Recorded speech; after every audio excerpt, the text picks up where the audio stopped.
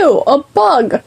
That tends to be everyone's first thought when they see a tiny, unidentified creature skitter across their floor.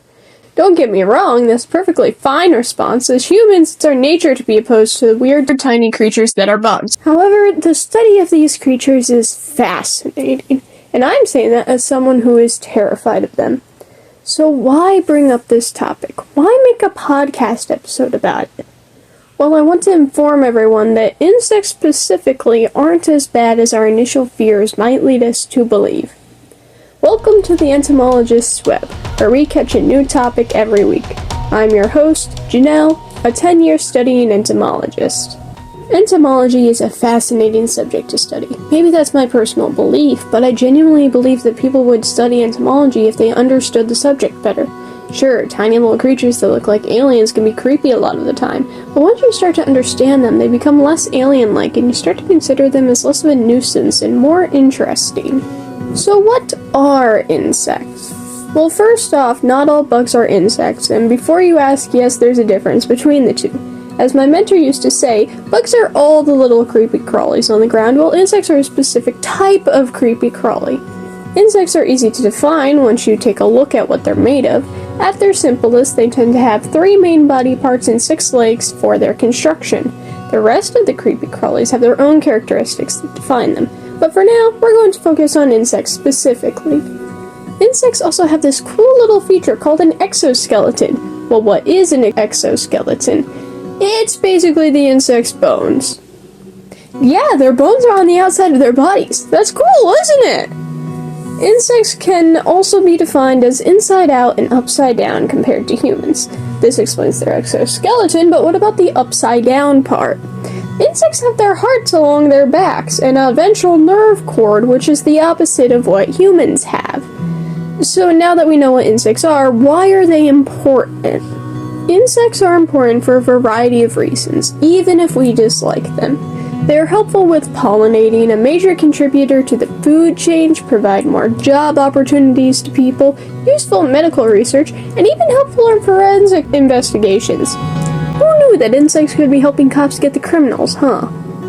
Another thing that insects do is that they bring life to the world, and I'm not joking. Imagine going outside and there's no beautiful butterflies to watch flit about.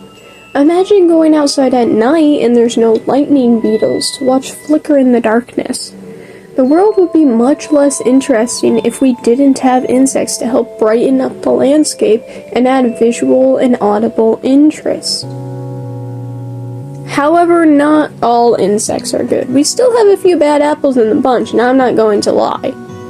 So let me help you identify a few of the pests that might be troubling you and how to manage them with as little harm to yourself and the environment as possible. What defines a pest? Lots of people just think an insect itself is bad and spray it with common pesticides to get rid of it. That's not at all true. The true definition of a pest in the insect world is insects that are pests are the ones directly in conflict with humans, whether it be health, structural damage, or even just being annoying. So we understand what a pest is, right? Now let's learn how to safely dispose of them. We don't want to put our own health at risk, but we also want to try and completely dispose of the pest. Honestly, one of the best methods of this is using cultural and biological control together. These provide no harm to the applicator or anyone else involved. Cultural control is making the area less suitable for the pests to live in, and biological control is using other insects and maybe even regular animals to take care of the pest. However, selecting a treatment option isn't easy. It really does depend on the type of pest and how severe it is. Sometimes the treatment plan does have to be chemical control, but a pest inspector can also help you come up with a control plan that is more suitable to what you need. We've come to our final few moments with each other. I have one final thing to discuss. Learning entomology. Maybe you still think insects are disgusting and learning about them is dumb. I understand. Entomology isn't for everyone. Some people are perfectly fine not understanding insects, and I'm not here to beat you with a stick to convince you to learn it. I'm just here to help you understand insects a little bit more. However, if you're considering learning entomology, there is a slew of places you can get information from. You can go on the internet, you can read books about them, you can find an entomologist somewhere in your area, or if that isn't your style, you can come back here. I'm going to be talking about entomology for probably the rest of my life, and I'm always willing to share.